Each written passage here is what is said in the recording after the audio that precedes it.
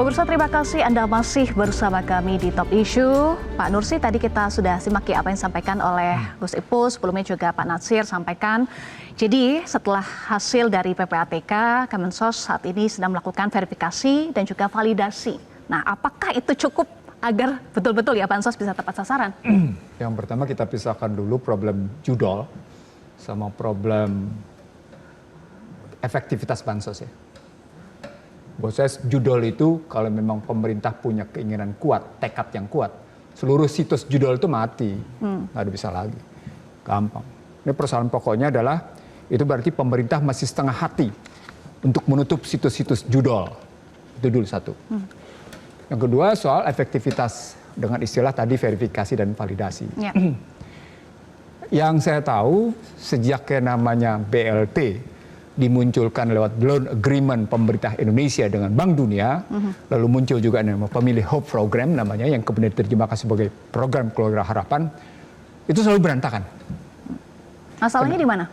Masalahnya tidak pernah ada data yang akurat, aktual, relevan, dan signifikan. Tapi kan sudah ada data yang jadi satu, DTSN. DTSN. Data Tunggal Sosial Nasional. Ya. Sumbernya BPS. Cara BPS memperolehnya? Sensus atau survei. Kalau sensus bagaimana, kalau survei kayak apa. Nah, secara akademik memang kita bisa terima. Tapi dalam pembelajaran ternyata terbukti gitu ya, bahwa data yang dipakai dari BPS selalu memunculkan ketidakakuratan. Contoh sederhana, kalau kita bicara kemiskinan dengan indikator katakan 500 sekian ribu, dia akan berbeda berhadapan dengan tempat lain.